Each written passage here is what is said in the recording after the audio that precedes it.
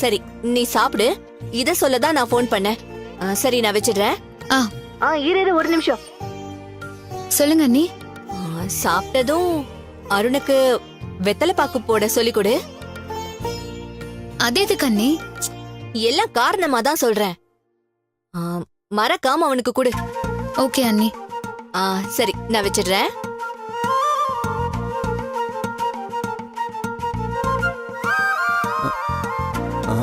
என்னாச்சு ரஞ்சிதா, அம்மா அப்படி இருக்காங்களா? அத்தைய பத்தி எதுவும் கவலைப்படாதீங்க, நீங்க 2 பேரும் நிம்மதியா சந்தோஷமா இருந்துட்டு வாங்கன்னு சொன்னாங்க. ஒன்னும் இல்ல, நீங்க சாப்பிடுங்க. சாப்பிடு அருண்.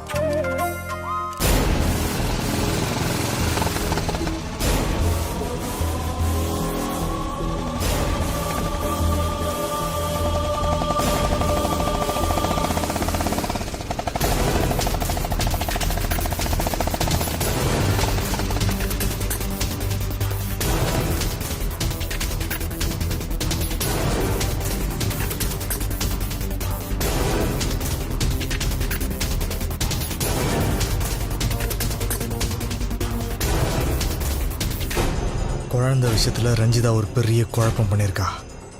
அந்த ரஞ்சிதா யாருன்னு நான் கண்டுபிடிக்கணும். அதான் இப்போ எனக்கு இருக்கிற ஒரே டாஸ்க். அதை மட்டும் கண்டுபிடிச்சிட்டேன்னா அருண் கிட்ட ரஞ்சிதா நடத்துகிற நாடகத்தை போட்டு உடைச்சிடலாம். அதோடு ரஞ்சிதா கதை முடிஞ்சது. ரஞ்சிதா யார் நீ? Excuse me ma'am. Yes sir. இங்கே பிடி கார்மெண்ட்ஸோட ஆனிவர்சரி நடக்குது இல்லையா, அதில் கலந்துக்கிறதுக்காக ரஞ்சிதான்னு ஒரு ஸ்டாஃப் வந்திருக்காங்க. அவங்க ரூம் நம்பர் என்னன்னு சொல்ல முடியுமா? நீங்க sir?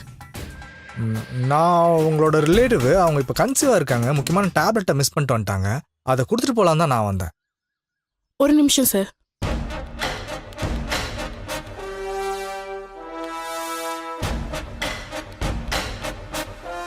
Cottage number 7 sir. Thank you. It's okay.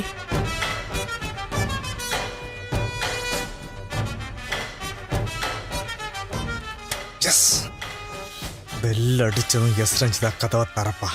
இந்த ரிப்போர்ட் அவ மூஞ்சிக்கு நேராக நீட்டி ஃபோர்ஜரி பண்ணுறியான்னு கேட்டால் போதும், மொத்த விஷயத்தையும் கொட்டிடுவா. அவளை அப்படியே கூட்டிட்டு போய் அருண் முன்னாடி நிற்க வச்சோம்னா ரஞ்சிதா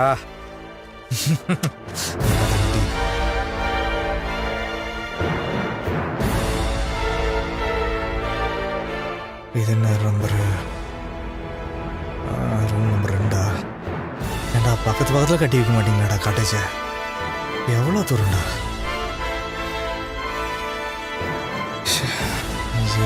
கண்ணாபுரம் கட்டி வச்சிருக்காங்க.